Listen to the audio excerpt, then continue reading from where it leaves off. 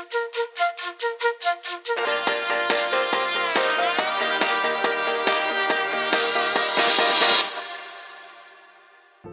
dostlar, menin atım Robi. Menin sizlerge suroğum var. Kompüter oyunların biri-birileri menен байланышып, кантип ойнойсуңар? Албетте, компьютердик тармак аркылуу. Саламатсыңар балдар. Бүгүнкү сабактын темасы компьютердик тармак. Ким маалыматка ээ болсо, ал дүйнөнү башкарат деген сөз менен бүгүнкү сабагыбызды баштайбыз. Сабактын максаты компьютердик тармак тууралуу маалымат алабыз.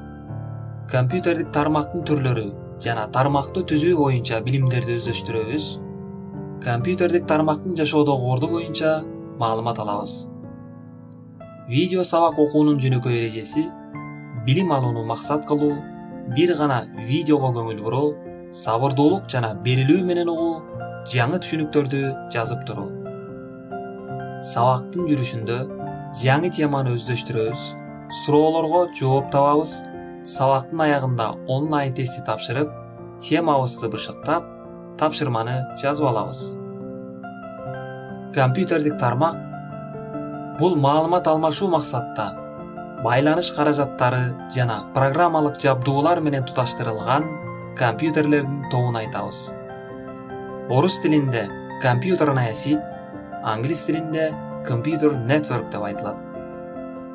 Компьютердик тармактын келип чыгышы 1969-жылы Америкада маалымат алмашууну камсыз кылган алгачкы компьютердик тармак пайда болуп, ARPANET деп аталган.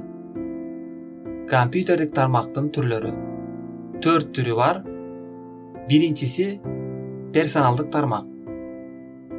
Мисалы, бир инсандын Wi-Fi системасы. Экинчиси локалдык тармак.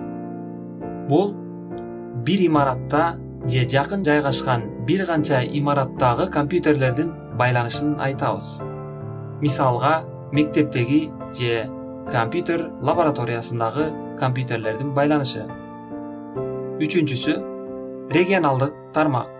Бул шаар ичиндеги компьютерлердин байланыш тармагын айтабыз. Төртүнчүсү глобалдык тармак. Мамлекеттер аралык байланышты айтабыз. Же болбосо интернетти мисал кылсак болот. Тармактардын байланыш схемасы. Персоналдык тармак, локалдык тармактар биригип регионалдык тармакты түзөт. Ал эми бир канча регионалдык тармак глобалдык тармакты түзөт. Же болбосо интернет тармагы. Компьютердик тармактын топологиясы бул компьютерлердин тармакка кошулуу схемасы. 3 түрдүү топология бар. Биринчиси шина. Компьютерлер бир линияга туташтырылат. Линиянын эки учуна сигнал берүүчү терминатор тагылат.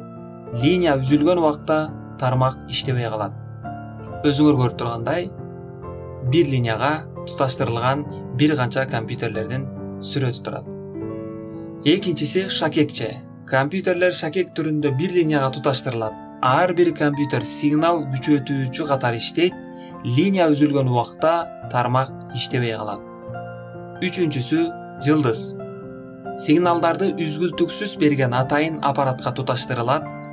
Компьютерлер бири-бирине көз каранды эмес иштейт. Учурда эң көп колдонулган түзүлүш. Эки компьютерди кантип туташтырабыз? Албетте, ар бир компьютерде сөзсүз түрдө тармактык карта болушу шарт. Андан кийин тармактык кабелдин эки учун туташтырып, компьютерибизде программалык жабдылышты же болбосо IP даректи тууралайбыз. Тармактык карта же болбосо адаптер ар түрдүү болот. Тармактык картанын маалымат өткөрүү ылдамдыгы секундасына өткөргөн бит секунд менен өлчөнөт. Учурдагы тармактык карталардын орточо ылдамдыгы 10 мегабит секундтан 10 гигабит секундка чейин иштейт. Тармактык кабелдер 3 түрдүү болот. Коштолгон зым, коаксиалдык кабель жана оптикалык була кабели. Ар бир кабель өзүнүн максатына ылайык колдонулат. Биз көбүнчө имараттын ичинде информатика лабораториясында коштолгон зымды колдонобуз. Тармактык картанын программалык түзүлүшүн кантип тууралайбыз?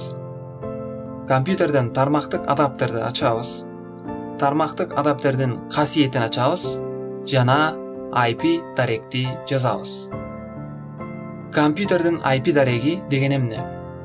IP дарек тармакка кошулуу үчүн ар бир компьютерге берилген 32 биттүү 4 бөлүктөн турган сандардын жыйындысы. Мисалы 192 чекит 168 чекит 100 чекит 100. Бул 4 бөлүккө ар бир бөлүгүнө 0дөн 255ке чейинки сандар жазылат. Тармак ичинде ар бир компьютердин өзүнө тиешелүү гана IP дареги болушу керек. Эгер окшош IP даректер болуп калса, анда тармак ичинде ыңгайсыздыктар пайда болот.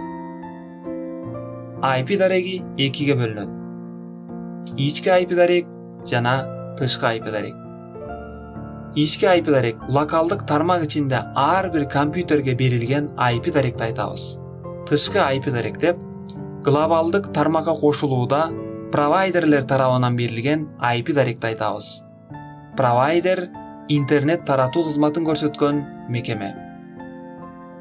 Эми балдар, компьютерде көп отуруу, компьютерди көп кароо ден соолугубузга зыян. Андыктан келгиле өзүбүздү эс алдырабыз. Робини ээрчип карайбыз.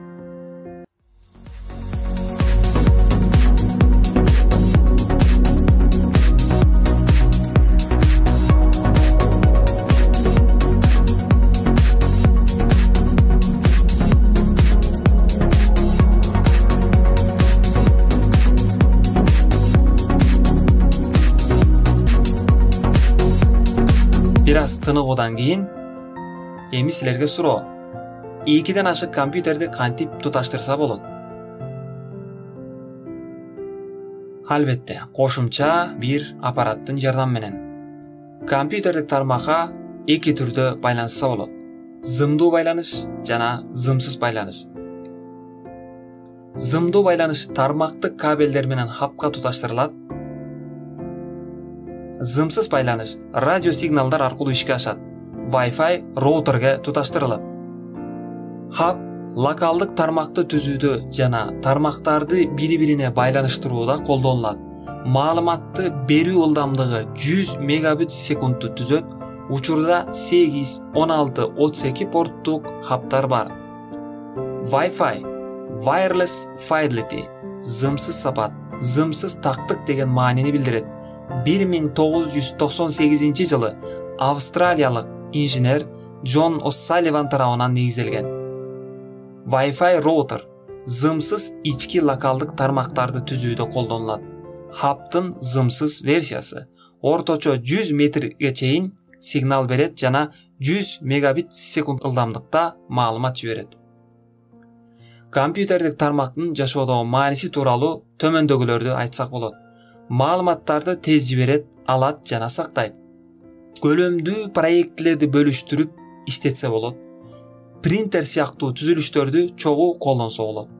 Ар кандай аппараттык түзүлүштөрдү аралыктан башкарса болот. Глобалдык тармак аркылуу байланыштарды түзүп, жашообуздагы көптөгөн иштерди ишке ашырса болот. Эми сабагыбыздын аягында бышыктоочу суроолорго жооп беребиз. Компьютердик тармак кайсы мамлекетте пайда болгон? А. Германия, Б. Америка, В. Япония, Г. Австралия. Туура жообу Америка. Кайсынысы компьютердик тармактын түрү эмес? А. Локалдык, Б. Регионалдык, В. Аппараттык, Г. Глобалдык. Туура жообу аппараттык. Төмөндөгү тармактын топологиясын туура жообун түгөйлөштүргүлө. Шина экинчи сүрөт, шакекче үчүнчү сүрөт, жылдыз биринчи сүрөт. IP дарек канча бөлүктөн турат? A3, B4, V12, G255. Албетте 4 бөлүктөн турат. Эми сабагыбыздын аягында тапшырманы жазып алабыз.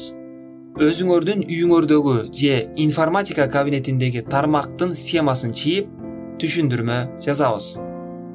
Ал эми азыр болсо сабактын аягында онлайн тест жүргүзөбүз.